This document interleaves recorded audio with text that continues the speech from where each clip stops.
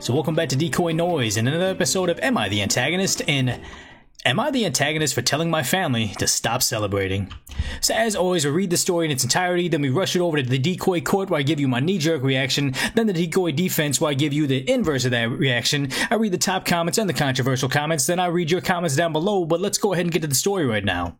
So OP wrote, 6 years ago, I met the best person in the world. She was a sweet old lady that moved in next door named Maggie. Maggie taught me how to knit, we watched Mama's Family together, I helped her give her cat her medicine, and I helped water her plants when she got too frail to do it herself. She knitted me a hat for every holiday. I helped her install Wi-Fi. Maggie was a nurse in World War II. Maggie passed away 3 months ago at the age of 94. She went peacefully in her sleep, and it was a heartbreak of my life. About 2 weeks later, after she died, I noticed a man walking into Maggie's house. Maggie didn't have any family except for a nephew who lived across the country. I went up to him and asked who he was. He said he was going to clean out his aunt's things. That was at the end of that till yesterday. Maggie's nephew had rung my doorbell, and he told me that Maggie left me most everything she had in her will. Maggie left me $1 million in an account I can open when I turn 18, most of her personal effects, and her cat, Blue, who I rescued 2 days after she died and kept. She wrote me and her nephew letters. She said some stuff I would rather not share. It tore me up about Maggie even more. She was such a gentle soul, and she deserved much better.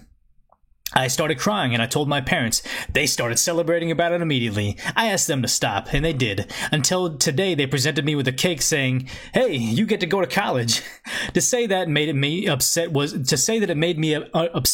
an understatement. I get that Maggie's money is life-changing, but I would much rather have Maggie. I told them to stop celebrating, then I went to my room to hold Blue and cry. My brother knocked on my door and told me that I was being the antagonist because our parents are just happy for me. So, am I the antagonist? So as always, gotta take the case and rush it over to decoy court where I'm giving you my knee-jerk reaction as of the situation. And honestly, OP's more than entitled to get mad about the parents celebrating the death of like a dear friend, especially, you know, an older person was probably like a grandmother figure to her.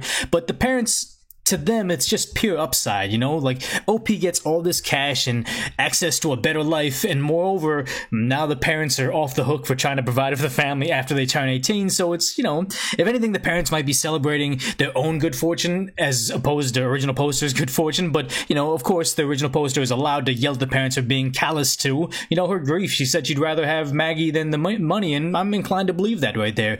But I think it would actually be pretty scary if OP, a good friend of theirs, died and she just inherited this large amount of cash, and then she was just like splurging on this, like, you know, this big fancy cake with her own face on it, popping bottles at the club, and, you know, going out to test drive some Teslas and everything. Like, that would be the more, you know, the intro to those like murderer series on the murder documentaries on Netflix, you know. So it was good that she had a very like human reaction and, like, you know, wants to take care of the cat Blue and reflect on it. So I guess, you know, the decoy defense of this story would have to be that, you know, we would like to think that the friend Maggie was this nice old lady that served in World War II as a nurse, but they never clarify what side did Maggie serve on, you know? Was she straight up on, like, the Japanese Imperial Army, like, human experimentation nurse side, or was she, like, directly under Hitler's SS, where she's a top nurse in charge of weaponizing, you know, medical supplies? Like, we don't really know that part of the story, so maybe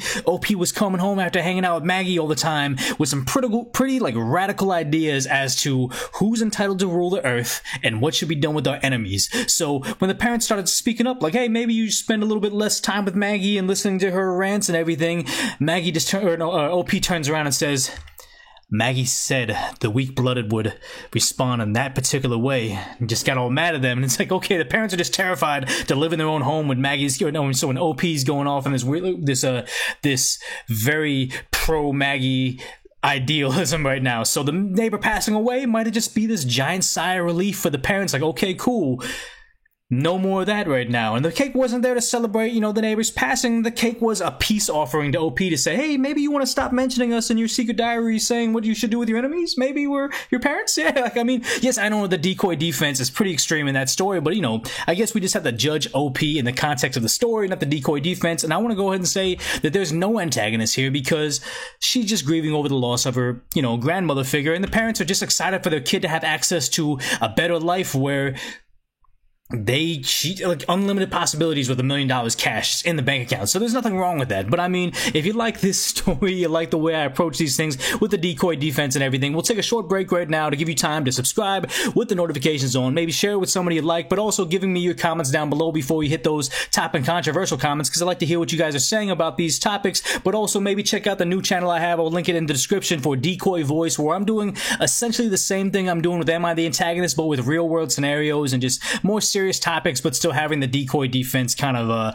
humor attached along with it. So let's go ahead and get to that top comment right now. So the top comment says, not the antagonist. Your parents are being insensitive. They probably are just happy for you, but never learned proper empathy for situations like this. They may be trying in the worst way possible to cheer you up. But regardless, they're going about this wrong and not letting you have your grief. Might be worth trying to talk to a therapist or someone about this, since none of your family are giving you proper support. And that's the thing, is right now the parents are just experiencing nothing but pure upside right now, saying, oh yeah, you get $1 million, we don't gotta pay for your colleges, and you'll probably be able to put the down payment on your own home, and we don't have to support you anymore. This is amazing. Not really processing the idea that you're grieving, not just like excited about the situation. And the next reply was, they obviously care more about the money than they care about the close friend that you lost, which is true. You know, maybe they weren't even close to Maggie and had no idea they were close in the first place, and this is a shock to them. So there's a lot of reasons why I would say they're not the antagonist either, because they just don't understand the severity of of OP's personal grief. But let's go ahead and read the next reply, saying, not the antagonist. Your family celebrated a cash cow and didn't even acknowledge your loss. Make sure they never see a penny of it, by the way. Clearly they've got as much sense as a mashed potato. And I have difficulty saying that the parents are like these really terrible people, because quite possibly when they were originally excited about the whole situation, they backed off. Like, OP was like, you know what, back off. I lost my friend Maggie. Like, I don't really want to like be celebrating this. And they waited some time, and then they got a cake saying, hey, you get to go to college now. Maybe there was more context to this story right here, where OP really wanted to go to USC and had the grades to get into it, but just didn't have the money or the scholarship. So all of a sudden, like, hey, congratulations, and now you get to go to USC like you always wanted to. And that would be a major component to this story, saying that, like, hey, they weren't celebrating the death of the person. They waited an appropriate amount of time before they talked about this again, but it was more about just her future, as opposed to, haha, your friend died over here. But let's go ahead and read the next reply, saying, not the antagonist whatsoever. It sounds like you and Maggie brought each other such immense happiness and joy, and that warmed my heart so incredibly. Your family is being immensely insensitive.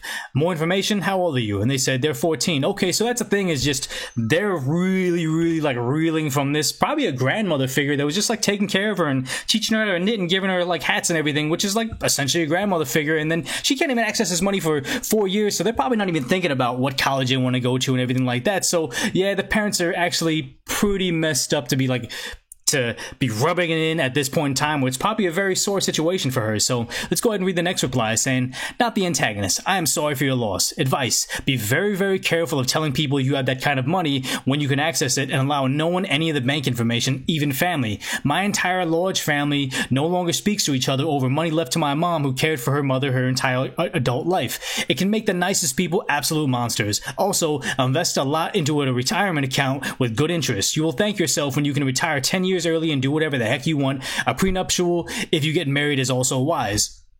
So I do like this comment saying that money does change people, and that the idea is, if everybody, it's hard to say because they said they lived in a house, so maybe, like, you know, her family is somewhat well off, and the idea that now you can go to college, maybe they didn't even have, like, no one's graduating college in their family, so that would be kind of a sketchy situation right there, in the sense of, yeah, she probably does need to, like, protect herself financially, and you know, at that age she probably has no idea about what, like, you know, a bond is, or like, you know, a high yield investment or anything like that. Like, she's probably very, very vulnerable in the situation where the parents can probably be like, hey, we need a new water heater, how about we get a better house or a new car so we can take you to high school and everything. Like, this could be a very, very dangerous thing for her, having $1 million in the bank account. So it is good that people over here in the top comments are kind of reaching out to original posters, saying, make sure that you don't trust anybody. This is your money, you set it aside, you put it in investments, and make sure that nobody can touch it and nobody really knows about it, because this is a very kind of sketch thing where people turn on each other for much less money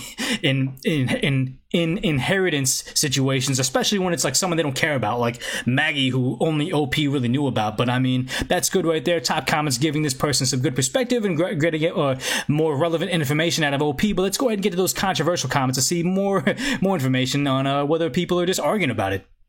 So someone's saying, not the antagonist. Getting into college is good, but they're celebrating that instead of mourning Maggie. They're toxic. And my first ever award is disappointed one. Thanks, I guess. So the idea is they probably don't even really know Maggie. If she was just out there, you know, knitting and stuff like that, they may or may not have even known that they were even closer, that she was going to get that type of money, or just thought, hey, she's this old lady, lives in this house. She's probably broke her on what do they call those? The reverse mortgages. That's just going to, when she passes away, she's going to have nothing. So they probably didn't really invest anything into knowing Maggie or having any idea of, like, you know, their child's close relationship with them. So let's go ahead and read the next top reply, which is negative points, saying, no antagonist here. Your parents might be a bit insensitive, but that kind of money will do crazy things to your brain. The celebration comes from a wholesome place, college with no debt, being able to buy a house all cash when you're ready. This is wonderful for you. It's right that this is heartbreaking. This is a heartbreaking time too, though, and natural you're not celebrating the death of someone dear to you. And here's the thing is, I agree with everything they said right there, but they got a whole bunch of downvotes, so maybe I'm the antagonist as well, because I agree with this person. Let's go ahead and read the next top controversial reply, saying, for all effects and purposes, she was another family member to you. Your parents celebrating the money you got from her dying is like one of them dying and the other celebrating about the money you got. That crap is not okay. Your parents are 100% the antagonist. And I would like to think that the parents didn't really put all that much like celebration in it. They're like, wow, you're gonna get all that money initially, and then OP's just like, hey, look, I'm mourning right now, like, this is a sensitive subject. So the parents kind of backed off, and then later on, when things were kind of like, you know, seemed okay and enough time had passed, I think it was like 3 months had passed after the Maggie had passed away already, and then they're like, okay, well, you know, let's still celebrate you being able to buy this thing, and, like, you know, they got her a cake or something. Maybe just oblivious, but I don't want to say they're like, you know, your parents are not okay, and that's like, you know, they're mean about stuff. You know, I would like to hope that they weren't being malicious with their approach to, like, this situation. The one thing I would say over here is the idea that they said for all effects and purposes. I'm guessing this intents and purposes is what they're trying to say. And oftentimes, before, when I first started the channel, anybody with poor grammar or just didn't really know how to turn a phrase at all, I would kind of attack them, like, oh, I'm not going to listen to you because you don't know what you're talking about. For all we know, this person right here, English is their 5th or 7th language, and they're just barely learning English, and they're, you know, giving us a good comment right now. So they have, you know, very well-developed ideas, just not a good grasp of the English language. So anybody with bad grammar or bad spelling, I kind of like to give everybody a pass now, because it's like, hey, maybe we can still get some good information from the person, even if they are heavily downvoted controversial. Because as you know, I primarily speak English, and I do a terrible job at it right now. So I mean, as always, I like to see you guys hanging out with me, making it into the video. I appreciate you guys checking in with me and giving me all your comments and feedback. Still, go check out that Decoy Voice channel. It's going to be more serious stuff, and give me feedback as to how you like that. And if you don't, share the video and the content with anybody you know that would probably enjoy it. But if nothing else, go ahead and just put this on autoplay and watch the next episode of Decoy Noise coming up next.